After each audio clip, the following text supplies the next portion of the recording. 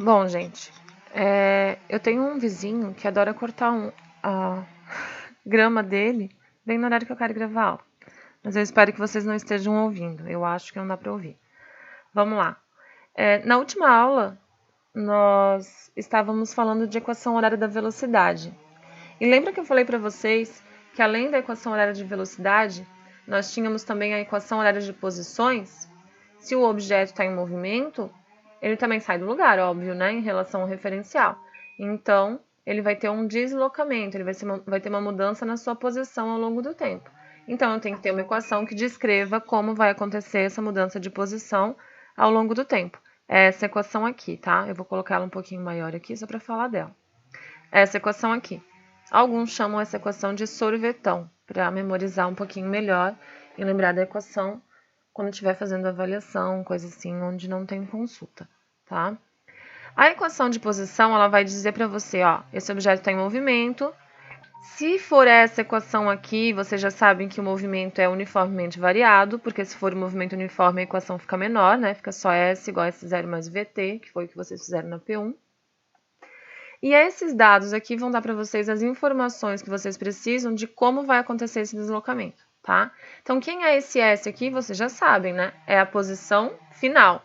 O objeto está se deslocando, ele tem que sair de algum lugar e chegar até outro lugar. Posição final. Quem é o S0? Posição inicial. Quem é o V0? Velocidade inicial, que está multiplicando aqui o nosso instante de tempo, tá? O nosso T. O A aqui é a aceleração e o A é sempre quem multiplica o t ao quadrado sobre 2. Não esqueçam que do lado do A tem que ter um t ao quadrado sobre 2, tá? O livro de vocês, na leitura que eu estou sugerindo para essa aula, ele fala um pouquinho disso aqui, ele chama bastante atenção. Eu gostaria que vocês lessem. Bom, vamos fazer algumas situações diferentes aqui com 3 equações, tá? A primeira equação aqui, ó, esse entre parênteses t aqui é só para dizer que é em função do tempo, tá? Mas esse aqui é o S, tá? S igual a 5 mais 2t mais 3t ao quadrado.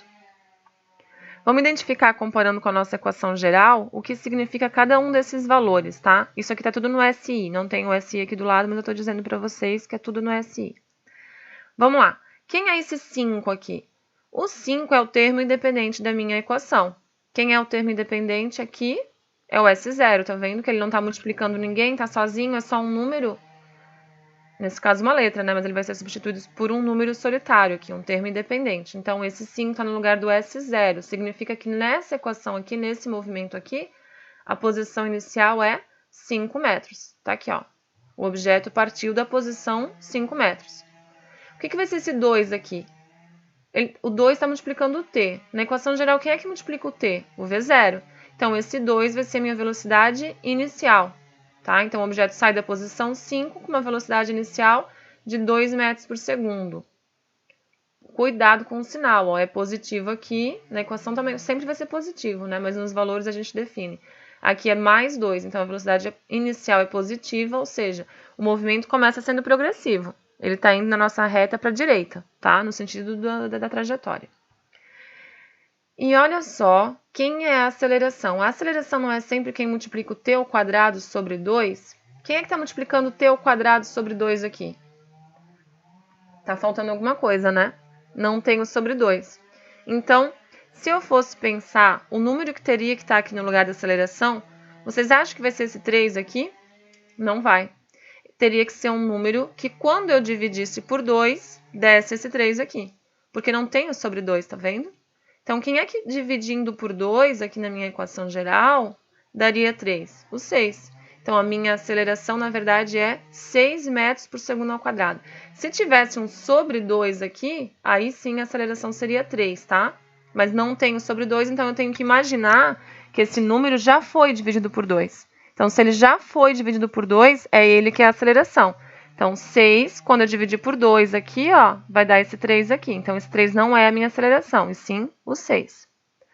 Na segunda equação, vamos lá. Quem vai ser o menos... Bom, quem está multiplicando o t ao quadrado aqui? Menos 1, né?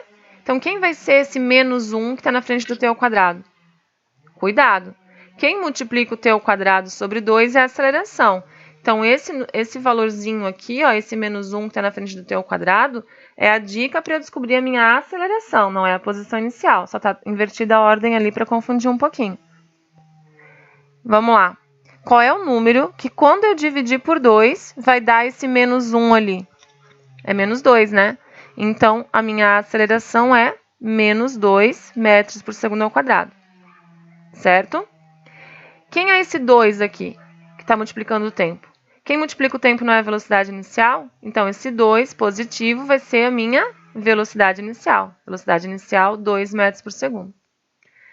E quem é esse 5? É o nosso termo independente. Quem é o termo independente, número sozinho? É a posição inicial. Então, esse móvel aqui, ó, ele parte da posição 5 metros, com uma velocidade inicial de 2 metros por segundo. Inicialmente, o movimento dele é progressivo, porque a velocidade inicial é positiva. Aí ele começa a andar para a direita, só que olha só, ele não está reduzindo a velocidade dele. Como é que eu sei que está reduzindo? Porque velocidade positiva, aceleração negativa, sinais contrários, o movimento é retardado. Então, ele está reduzindo a velocidade dele e provavelmente, depois que ele zerar a velocidade dele, ele vai retornar e o movimento passa a ser retrógrado, tá? Nossa terceira equação aqui, eu tenho só o menos t ao quadrado. Todos os outros termos não estão aqui, significa que eles são zero, tá?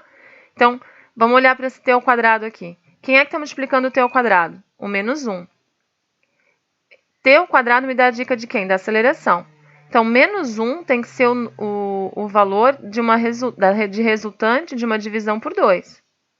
Então, qual é o número que, quando eu dividir por 2, vai dar esse menos 1 aqui? É menos 2, da mesma forma que foi no exercício anterior.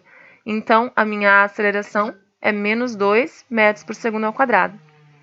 Tá, então quem é a posição inicial? Se não tem termo independente, a posição inicial é 0. E vocês vão ver nos exercícios que é bem comum, não nesses próximos, mas mais pra frente, que é bem comum a posição inicial ser 0, tá? Então, a posição inicial é 0.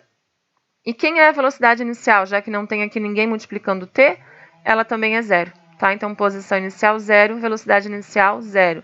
Só lembrando que quando a velocidade inicial é 0, é bem comum a gente dizer que o móvel partiu do repouso.